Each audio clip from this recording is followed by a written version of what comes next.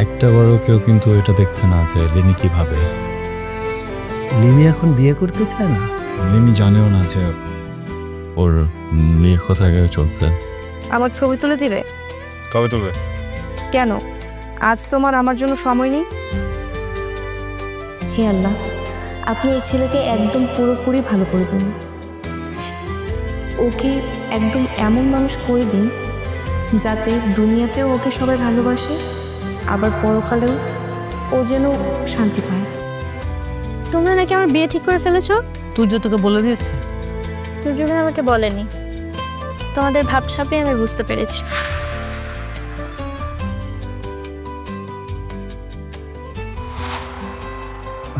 নিদান ভাই, তুর্যকে দিয়ে আপনাকে এই সন্ধ্যাবেলা ডাকিয়ে এনেছি, আপনি কিছু মনে করেন? না না, কিছু বলেন ভাই, বলেন কি বলবেন। ভাই, আমার স্ত্রী যা করেছে সেজন্য আমি লজ্জিত, দুঃখিত। নিদান ভাই, ওই কথা বলার জন্য আমি আপনাকে ডাকিনি। আপনি প্লিজ আমাকে লজ্জা দিবেন না। আমি আসলে আপনাকে অন্য একটা কথা বলার জন্য ডেকেছি। মানে আমরা দুজন তো ভাইরা ভাই। আমি আপনাকে যে কথাগুলো বলবো সেটা আমাদের দুজনের মধ্যেই থাকবে। এখন আপনি অনুমতি দিলে আমি কথাটা আপনাকে বলি। বলেন ভাই।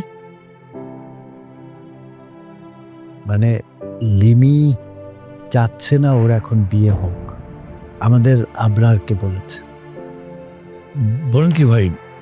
জি, আমরা সবাই মিলে তো ওর বিয়ের ব্যবস্থা করছি, কিন্তু আমরা তো ওকে একবারও জিজ্ঞাসা করিনি যে ও বিয়ে করতে চায় কিনা।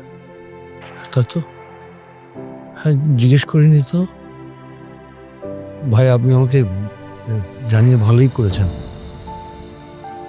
মেয়েকে তো আমি চিনি, ওর অমতে চুপচাপ বিয়ে দিয়ে দিলে ও তো মনের আক্ষেপটা ভেতরেই থেকে যেত।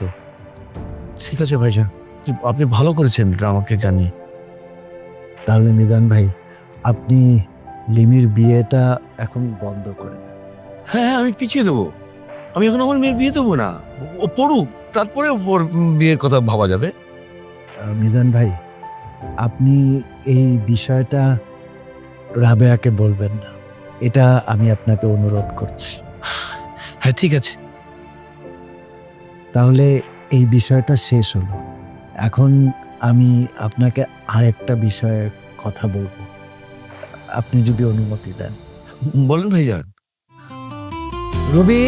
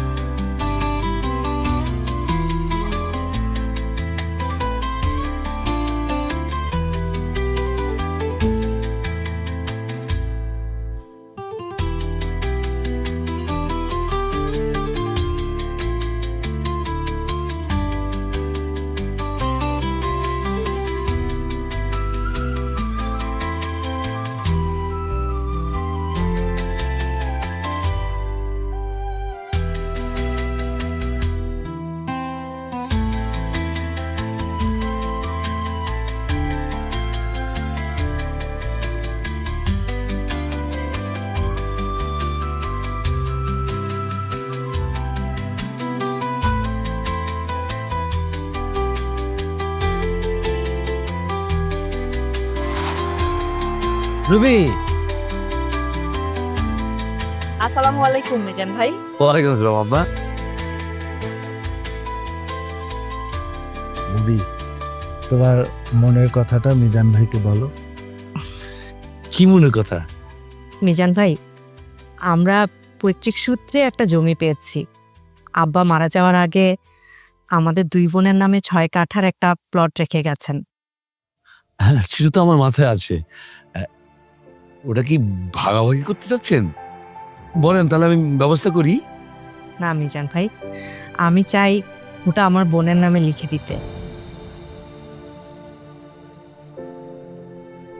বলেন কি, আপনি আপনার সম্পত্তি রাবেয়ার নামে লিখে দেবেন?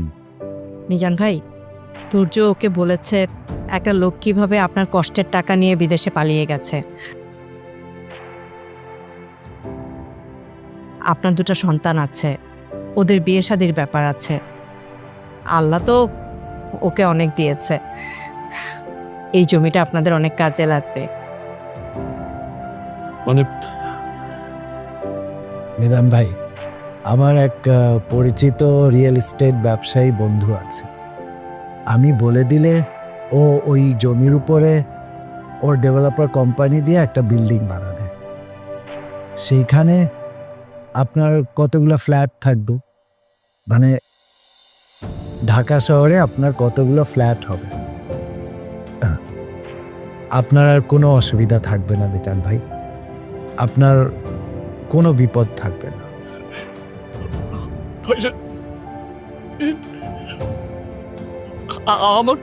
আমাদের ফ্ল্যাট আপনার প্রতি বিপদে এগিয়ে এসেছে। আমরা আপনাদের জন্য কিচ্ছু করতে পারি। আল্লাহ আপনাদের আরো দিন, উন্নতি দিন, সুখ দিন, শান্তি দিন। নিদান ভাই, কি বলছেন? কিছু করতে পারেননি? এত বিশ্বস্ত একটা ছেলে আপনি আমাদের কাছে পাঠিয়েছেন, মানে এত বিশ্বস্ত ছেলে এই যুগে পাওয়া যায়? তুর্য আমাদের অফিসে কাজ করে, দেখেন সেই জন্য আমি আজকে অফিসে যাইনি। আমি জানি তুর্য সব কিছু সামলে নি। আর আমরা তো আত্মীয়, আত্মীয়ই তো বিপদে আত্মীয়র কাজে আসে। আত্মীয় শব্দটার মধ্যে আত্মা আছে, আমরা আত্মার সম্পর্কের বন্ধনে আবদ্ধ। নিদান ভাই, আপনি কান্না বন্ধ করেন তো। চলেন এখন আমরা ভিতরে যাব, খাওয়া দাওয়া করব। চলেন চল। চলেন, আসুন, চল চল চল।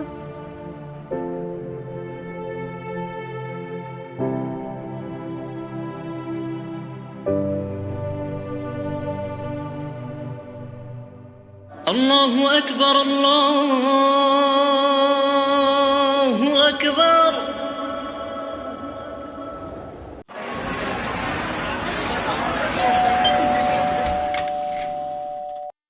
ভাবি, মিজান ভাই আর তুর্য কোথায়?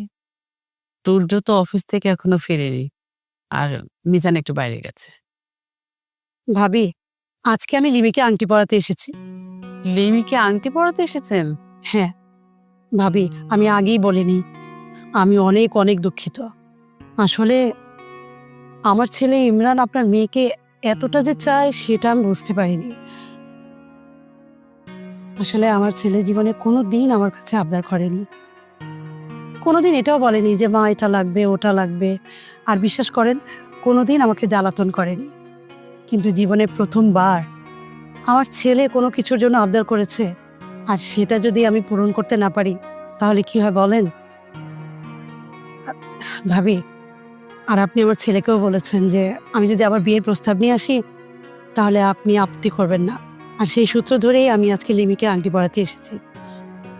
কিন্তু মিজান তুর্য ওরা কেউ তো বাসায় নেই। তাতে কি হয়েছে? ওরা তো ব্যাপারটা জানে, তাই না? হ্যাঁ, তা অবশ্য জানে। তাহলে তো কোনো আপত্তি দেখছি না, আর কোনো সমস্যাও হচ্ছে না। কিন্তু আপনি যদি বলেন তাহলে আমি অন্যদিন আসি, যেদিন ওনারা দুজন বাসায় থাকবে ওদিন আসি। না না ভাবি, সেটার দরকার হবে না। আর আমি নিজে আপনাকে একবার ফিরিয়ে দিয়েছি, দ্বিতীয়বার আর আমি ফেরাতে চাই না। আপনি একটু অপেক্ষা করেন, আমি লিমিকে ডাকছি। লিমি, লিমি, এদিকে আয় তো মা। আয়। ওয়ালাইকুম সালাম মা। এসব আন্টি কাছে বস।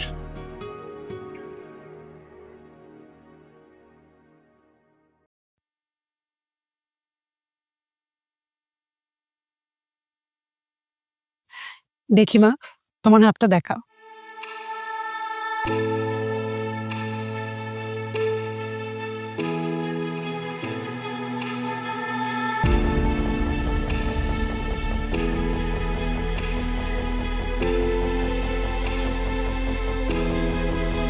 এই আংটিটা ইমরানের দাদি আমাকে পরিয়ে দিয়েছিলেন, আজ আমি তোমাকে পরিয়ে দিলাম। শোনো মা, লোকে নানান কথা বলবে, কিন্তু ওসব আমি কিছুই ভাবি না। তুমি ছোটবেলা থেকে আমাদের সামনে বড় হয়েছো, তুমি কেমন আমরা তোমাকে চিনি। এই আংটিটা তোমাকে পরিয়ে দিলাম, আর এই নাও, এটা রাখো রাখো। ভাবি, আমরা কিন্তু ওদের বিয়েতে কোনো তাড়াহুড়ো করব না।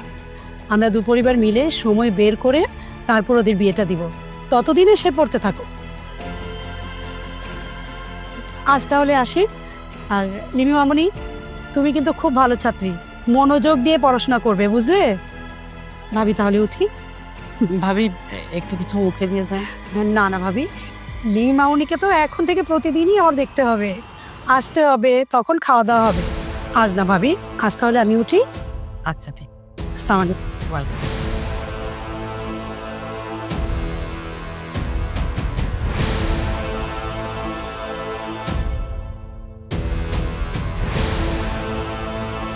কি হলো?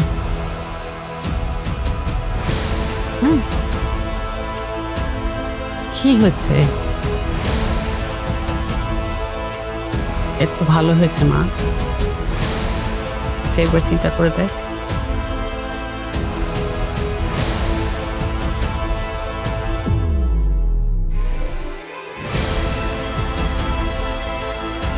মন খারাপ করিস না, সব ঠিক হয়ে যাবে।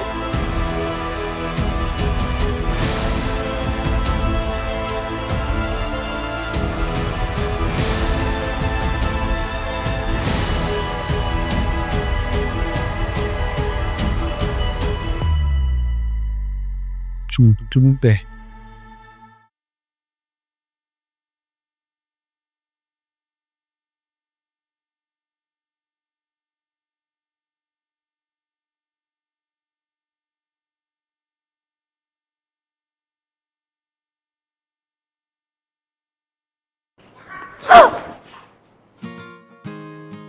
কি ব্যাপার আবরার, তুমি এখানে?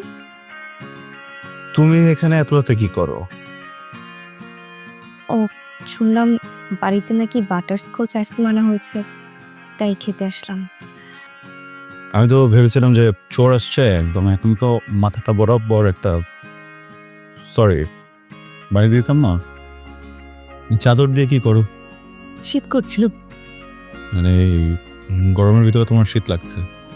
করছিল, কি করবো এখন, খাই। শীত লাগছে না, আইসক্রিম খাবার? খাও। বিসমিল্লাহ। এত মজা, খাবে তুমি? স্ট্রিং ডায়েটে আছে। ঠিক আছে, না খেলা, আমি খাই। আইসক্রিম খেতে আমার এত ভালো লাগে, প্রচুর মজা, পুরোটা আমি একাই শেষ করতে পারবো। আচ্ছা ইরা, জীবনে কিছু কিছু কাজ দুইবার করা খারাপ না, বুঝছো? যেমন ধরো, এই যে তুমি আমাকে আইসক্রিমটা সাধলে, আরেকবার সাধতেই পারতে। নো, তুমি স্ট্রিক্ট ডায়েটে আছো, তোমাকে খাওয়ানো যাবে না, আমি খাই। আর একদিন ডায়েট কম্প্রোমাইজ করলে কেউ কিছু মনে করবে না। No no no. টিকটিকি, আমার আইসক্রিম নিলা কেন? বিসমিল্লাহ। আরে আমার বাসা, আমার ফ্রিজ, আমার বাপের টাকার কেনা আইসক্রিম, বুঝছো?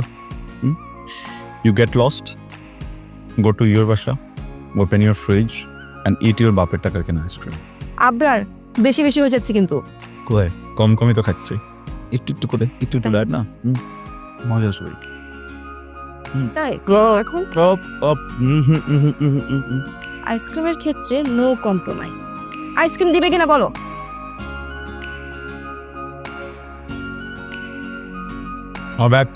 নো। তোমার কি আমাকে বোকা মনে হয়? তোমাকে আমি ব্যাট দেই আর তুমি আমার আইসক্রিম নিয়ে যাও, তাই না? যাও এখান থেকে ফটো। আমার বাড়ি থেকে আমাকেই নট ফেয়ার, কেমন না বিষয়টা? আমার মনে হয় যে আমি এটা নিয়ে একটা I must go. ওকে, আমি তো এখানে নাই, আম গন।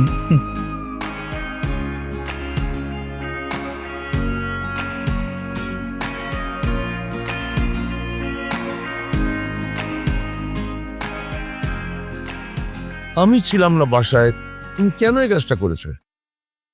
আরে বাবা, একবার তো ঘুরিয়ে দিয়েছিলাম, এখন আংটি নিয়ে এসেছে, এখন কিভাবে ঘুরিয়ে দেন? তুমি আমাকে তো একটা কল করতে পারতে। তোমাকে কল করেছিলাম, তুমি বলেছো তোমার আসতে দেরি হবে। হ্যাঁ বলেছিলাম, কিন্তু আমার যত কাজই থাক আমাকে কল দিলে তো আমি চলে আসতাম। আমাকে কল দিয়ে তো একটা পরামর্শ নিতে পারতে। পরিস্থিতিটা তো সেরকম ছিল না।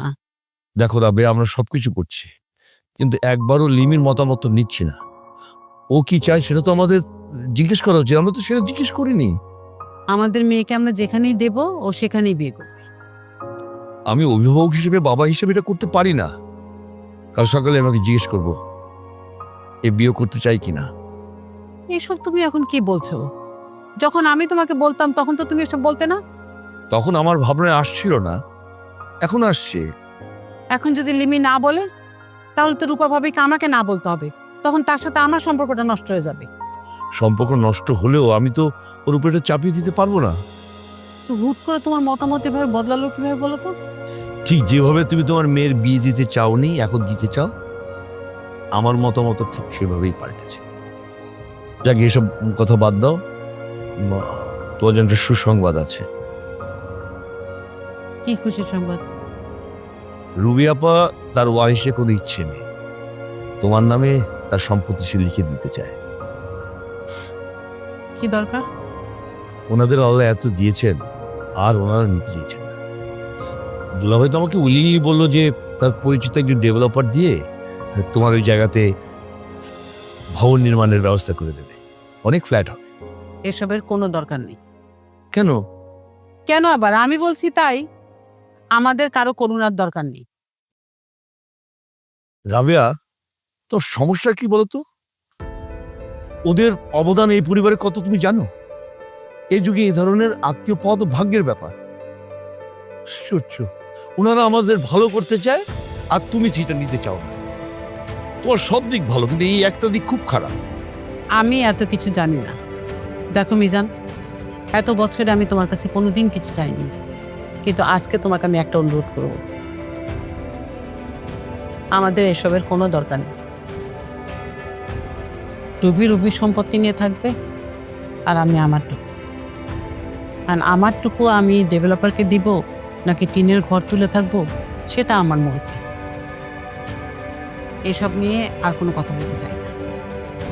আজ রাতে এই বিষয়ে আর কথা না বলি, অন্যদিন আলাপ করা যাবে। পরে আলাপ করলেও আমার একই উত্তর থাকবে।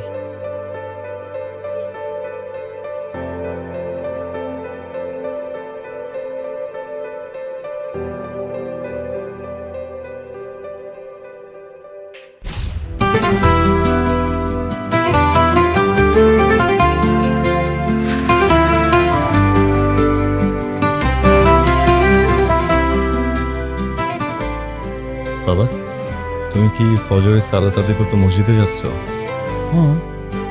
আমিও যাব।